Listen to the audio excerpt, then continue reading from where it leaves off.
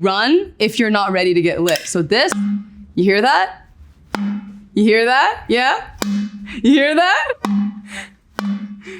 Hey, I'm Faouzia, and I'm gonna show you around Morocco. We're gonna try some snacks and make some mint tea, show you some local instruments, and also some fun things you can do when you visit Morocco.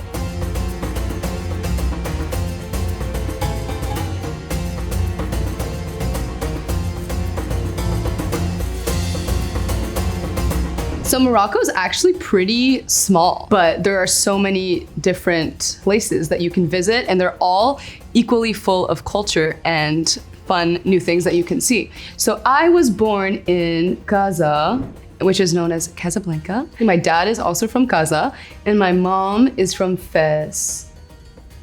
Right there. And my older sister was also born in Casa. My younger sister was actually born in Canada. It's okay, we'll forgive her.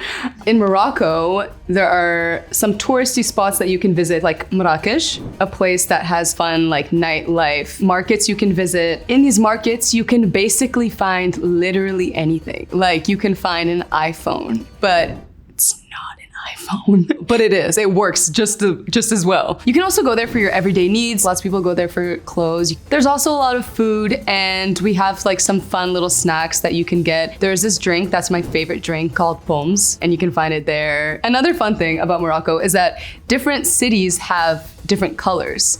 And so Fez is red, Souaira's blue, also Chefchaouen is blue too. Each city you go to will have a different taxi color, and that's something you can look forward to if you're gonna be exploring.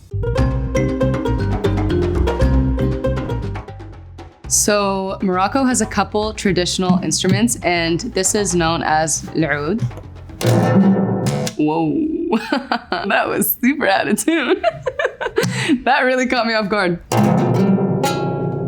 Yeah, I can't play it, but someone can, and it sounds really beautiful, and it's in a lot of like traditional pieces. And we also have like these really big like ensembles of musicians called sahrat, and they'll play like traditional music and sing, and they'll have someone playing the oud. Yeah, not me though.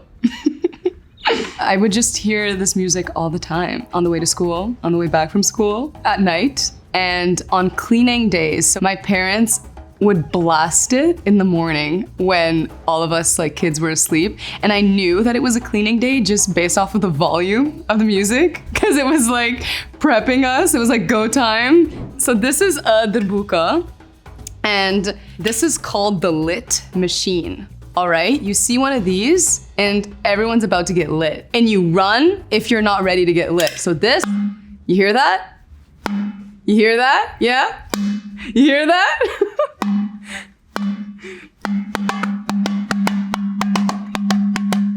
This is the life of the party. Without one of these, it's snooze fest. I'm gonna shut up, but yeah.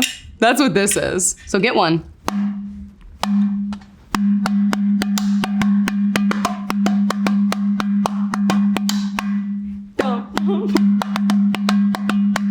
Yeah. Everyone's like ready to get, no. Are y'all feeling lit? Hell yeah. Yeah. So these are some must-try snacks if you're gonna be in Morocco. So this is a shebekia. This is such an intricate process to make them. I've tried to make them with my mom before, and she's like, you just have to. And then she's like, yeah, and then that's it. And I'm like, Mama, you have to do that again. This is also a very popular snack that we have during Ramadan. And you can put it inside this Moroccan soup called harira. You can mix it in. So it's like a sweet and salty vibe. This is it. It's so yummy. This is really good. I don't know who made this, but you really did something. And then next up we have the Brunette. It has like a similar vibe, and it's almonds inside of like a thin pastry. And then you have the sesame seeds on top, and then you fry them, and then you dip them in honey. My favorite shape is actually the triangle, so it's perfect. These are also a very popular snack that we have during Ramadan, but also all year round. I really like this one. Next up, we have olives. And olives are also a really, really big thing in Morocco. I'm gonna try to open this with these nails. I'm sweating. I'm so stressed right now. Wait, give me a second. They're open now. There's different types of olives, like there's stuffed olives, and he says there's spiced olives. Let's try this. Okay, these ones have a pit. These are so good. So these snacks are commonly made at home. People just are born with the knowledge of how to make them. You have like these Moroccan gatherings and you'll literally have like 6 tablecloths. And for each meal, they'll take off a tablecloth and you can literally tell how many meals you're gonna eat by the amount of tablecloths on the table. And so these ones were always like a nice light dessert after, or if somebody's coming over just for fun, you'll have these on the table with the Moroccan mint tea as well. Moroccan mint tea is probably the most popular drink in Morocco, so I'm gonna show you how to make it today. This is a bread. You can get like really funky with these, like there's like fun colors, but this is a pretty standard bread. Inside we already have green tea. Once that's done, it's basically so simple, and that's what makes this drink like so fun and so amazing. So then you put the mint leaves inside, and then you'll normally put it back like on the stove to keep cooking, but right now this is all we got. So we're just gonna let it sit there for a second. I've never done this, like dressed like this. Normally I'm like 2 seconds after waking up making this. So it's a new environment for me, so bear with me. And you can put the sugar inside as well. Sometimes we'll just have it on the side and people can put it in their teacup. So this is a Moroccan teacup, and same thing with the bread. There's different designs, different colors, different patterns, and they're so beautiful. All right, listen.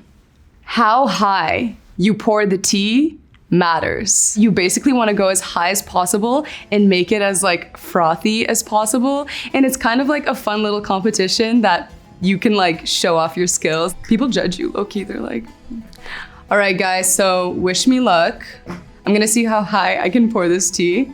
So you do a little, yeah.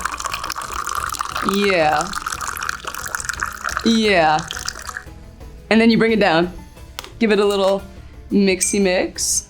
I think I put too much sugar in this, but. And also the color of the tea is important too, because you can like tell if it's gonna be like the best tea you've ever had in your life, or if it's like, just put it away. So let's try it out. So yummy.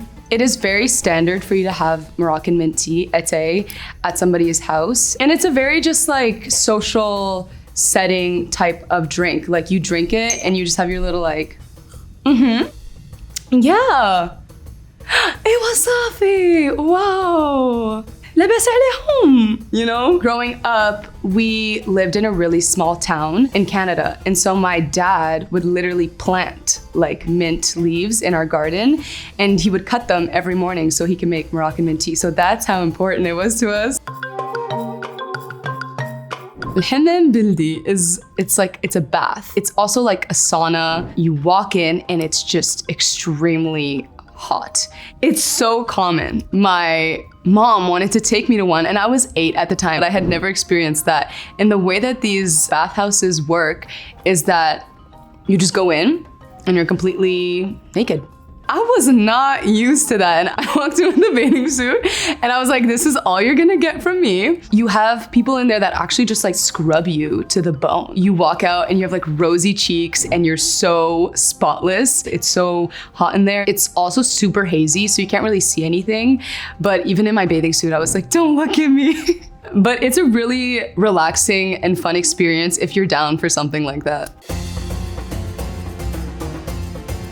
One of the biggest festivals that you can see live music is actually called the Festival Mawazin. It's in the capital, Rabat. It is a massive festival. It's kind of like the Coachella of Morocco. They'll bring a lot of international artists as well as local artists. And I actually really hope to play there one day. I think that would be like a dream come true to have my first performance be at the Festival Mawazin, or even one of my performances to be there, because that is somewhere that I've always wanted to sing at as a kid. Tajin. Tajin is basically a slow cooking method, and it all just kind of like brews together in like a really delicious dish. And then you also have like the sauce. I always call it the sauce, which is like basically like the juices of like the vegetables and whatever. Yuck, the juices. Anyway, you can have Tajin zel hot, you can have Tajin zel djaj, you can have Tajin zel ghilmi. You can also have veggie tajins. A really popular one is actually a Tajin zel djaj and le citron, which is lemon and chicken. Specifically, what tajin is the dish, and this comes in so many fun different designs and patterns. Some are really small and cute, and then they'll serve like a really small portion in one, and then some are really big, and yeah, it just depends on what you want. This, my friends, is pastela. It's like a pastry, puffy type of exterior with insides of vegetables. And the pastela del djaj is like more sweet because you're gonna have powdered sugar sprinkled on top. And pastela del hot is just like salty, like seafood, whether it's like shrimp or fish.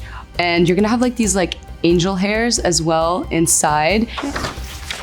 This is one of my favorite Moroccan dishes. It's zahlouk, but I call it zahlouka because, you know, she's that girl. Just chopped red peppers and tomato paste, mix them all together. You also can sometimes add lemon, and it's really delicious. This is a very popular soup called harira, and it's made of tomatoes, tomato paste, chickpeas, angel hairs, and a lot of the time it'll have red meat. I like the veggie version of it, and it's so delicious. And some people will put the shebekia, which is something I really like to do because it adds a little sweetness to this salty soup. It's another dish that is very common at all times of the year, but it's very present in Ramadan. Just talking about Morocco made me so nostalgic. I hope I can visit soon, and I hope you can also visit soon and experience the beautiful culture that is in Morocco.